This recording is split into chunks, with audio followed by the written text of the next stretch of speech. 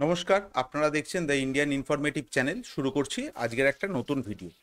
অবশেষে ভারত এবং চীন সীমান্তয় যে সেনা মোতায়েন ছিল সেই ডিসএঙ্গেজমেন্টের কাজ প্রক্রিয়া শুরু হতে চলেছে।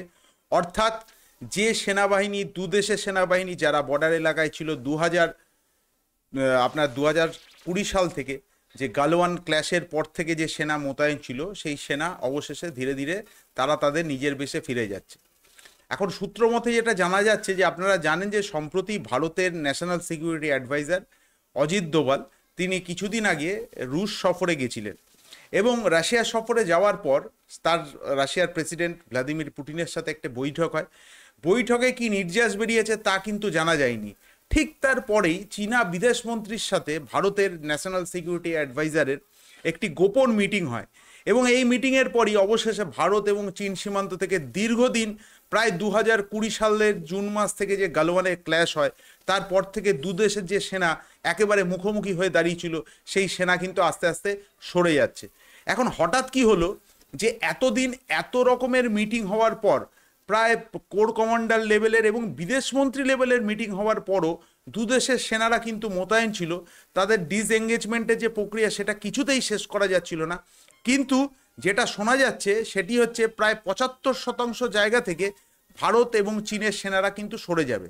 এখন হঠাৎ সরে যাচ্ছে, এর পেছনে যে কারণটি, যেটা যারা সামরিক বিশেষজ্ঞ তারা বলছে যে এর পেছনে কিন্তু একটা গভীর যে চক্রান্ত বা ষড়যন্ত্র লুকিয়ে রয়েছে। কেন?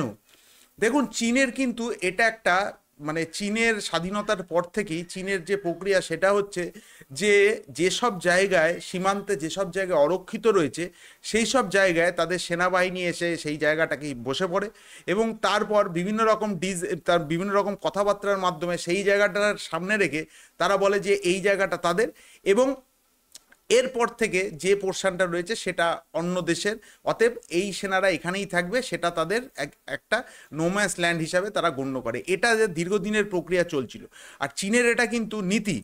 কিন্তু চীন একটা জিনিস দেখলো লাস্ট 4 থেকে 4.5 বছরে ভারতের সাথে যে ডিসএঙ্গেজমেন্ট তারা করেনি, যে সেনারা মোতায়েন করেছে, এই মোতায়েনের ফলে যেটা সব থেকে সমস্যা সৃষ্টি হয়েছে সেটা হচ্ছে বিগত 4 বছরে চীন যে ভয়ের বাতাবরণ সৃষ্টি করেছিল অন্যান্য দেশের সাথে, সেটা তারা ভারতের সাথে করতে চেয়েছিল। কিন্তু পরবর্তী ক্ষেত্রে চীন একটা জিনিস দেখতে পারলো যে ভারত আর 5টা দেশের মতন নয়, অর্থাৎ যে পরিমাণ সেনা চীনারা সেই বর্ডার এলাকায় মোতায়েন করেছে সেই পরিমাণ সেনা কিন্তু ভারতও সেই জায়গায় দীর্ঘ 4.5 বছর মোতায়েন করে রেখেছে।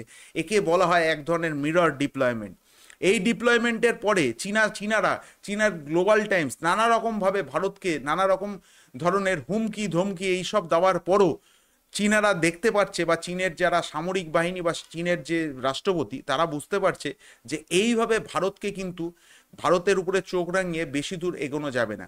অর্থাৎ এই সময়টাই হচ্ছে সঠিক সময় যেখানে এই মুহূর্তে বর্ডার এলাকায় যতই পরিমাণ সেনাবাহিনী মোতায়েন থাকুক না কেন, এখনো পর্যন্ত কিন্তু এই মুহূর্তে একটু পিসফুল সময় রয়েছে।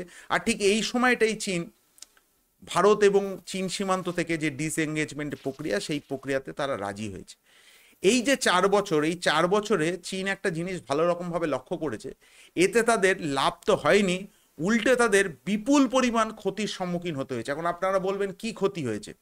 দেখুন, এই যে ভারত এবং চীনের সাথে যে ডিসএঙ্গেজমেন্টের যে প্রক্রিয়া, যেটা আমরা দীর্ঘ 4 বছর ধরে আলোচনা করছিলাম, চীনও তাদের এলাকা থেকে সেনা সরাচ্ছিল না এবং তাদের প্রচুর পরিমাণে সেনাবাহিনীর সামরিক সরঞ্জাম তারা ওখানে ডিপ্লয়মেন্ট করেছিল। কিন্তু আস্তে আস্তে বুঝতে পারছে যে ভারত এরপরে চীনের উপর নানা রকম প্রতিবন্ধকতা সৃষ্টি করে। অর্থাৎ চীনারা যে পরিমাণ ব্যবসা ভারতে 2020 সালের আগে করত, তার প্রায় 60 থেকে 65% ব্যবসা তারা হারিয়েছে।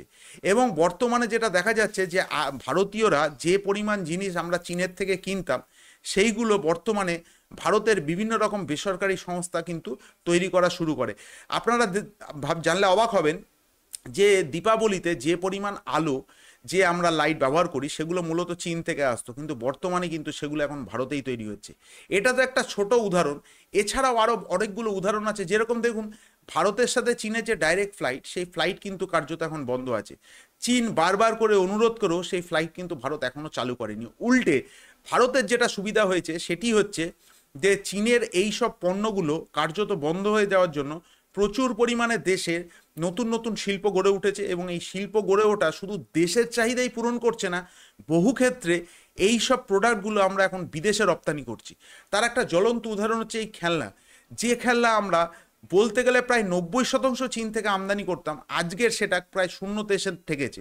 এবং ভারতের অনেক বেসরকারি সংস্থা, বিশেষ করে গুজরাট, মহারাষ্ট্র এবং সম্প্রতি শোনা যাচ্ছিল হরিয়ানার কিছু সংস্থা, তারা এই ধরনের খেলনা তৈরি করতে শুরু করে দিয়েছে। অর্থাৎ এই ধরনের চীন একটা জিনিস বুঝতে পেরেছে যে এই ধরনের যদি এরকম মানে প্রক্রিয়া যদি চলতে থাকে, আগামী দিনে চীন যে ভারতে যে ব্যবসা করতে চলেছিল সেগুলো কার্যত, যেগুলো এখনো পড়ে রয়েছে সেগুলো কার্যত বন্ধ হতে চলেছে বা বন্ধ হতে যাবে।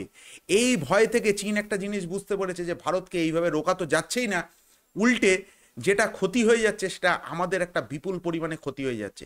এছাড়া যেটা গুরুত্বপূর্ণ বিষয় সেটি হচ্ছে যে এই 4 বছরে ভারত এবং চীনের মধ্যে যে যুদ্ধের পরিস্থিতি সৃষ্টি হয়েছিল, তাতে আমেরিকার সাথে ভারতের সম্পর্ক আরও সুদৃঢ় হয়েছে।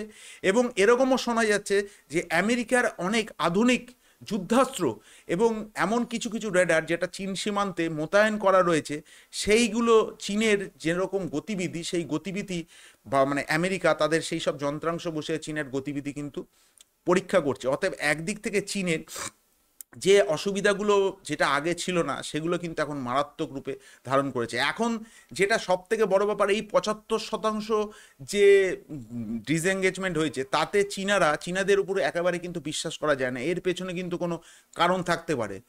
তো এই পেছনে কি কারণ থাকতে পারে সেই নিয়ে আমরা আগামী দিনের ভিডিওতে আপনাদের সামনে তুলে ধরবো। তো আজকের ভিডিওটা আমরা এখানেই শেষ করছি। ভিডিওটি কেমন লাগলো অবশ্যই কমেন্টস করে জানাবেন। ভিডিওটি ভালো লাগলে অবশ্যই লাইক করবেন। ভিডিওটি শেষ পর্যন্ত দেখার জন্য ধন্যবাদ। জয় হিন্দ।